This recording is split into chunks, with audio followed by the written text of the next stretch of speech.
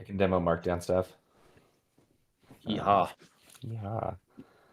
Okay, well, starting with uh, this is the like Markdown example dashboard, and there are two new components on here. There's iframes, so this is a map in living inside of a sandboxed iframe, and then Wait, are we allowing that?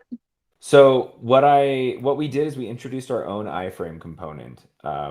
So we end up wrapping the iframe that gets delivered to us. So like you might write whatever the heck you want in there, but we're not going to display whatever you want. We're going to strip some of the properties. We're going to add sandbox to it.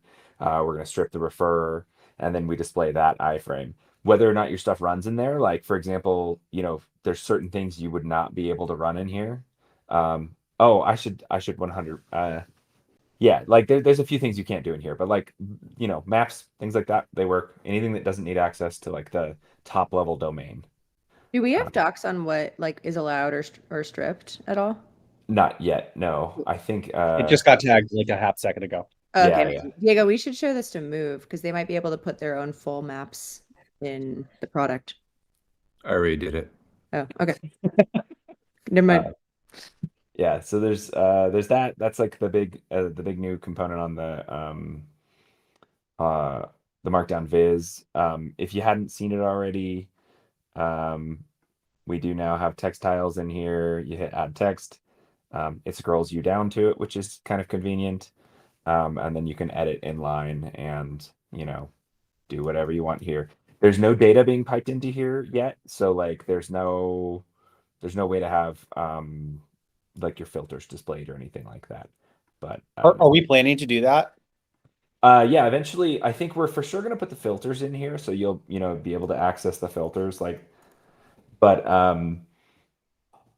TBD like what kind of data we allow in here. Like ultimately I'd love to be able to expose all of the different tiles, but I am not sure how you would identify the tile, especially with like our ever-changing query IDs and stuff. Like I think it gets a little hairy, so we're not there yet.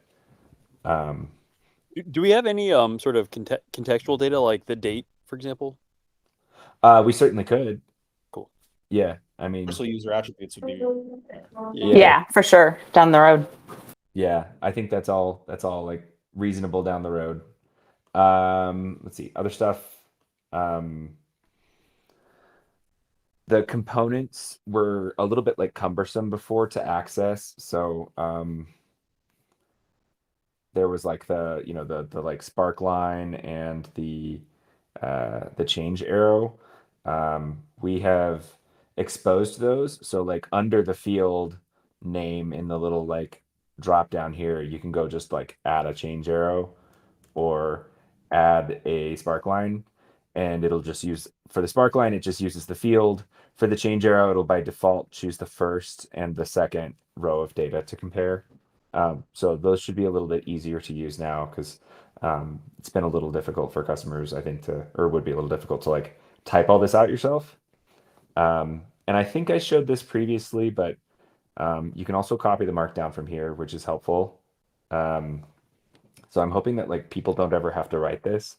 The one thing we ran into this morning is that Maze was trying to put an image in, and by default, this copies the like value, which is actually the drillable element, and there's a also value static, which is like it's like the raw string, and this is what you'd want if this was like an image URL. You'd want value static so that it wouldn't come with like a span that includes all of the drillable information. So, because this is actually like a larger HTML element, it's not just the number.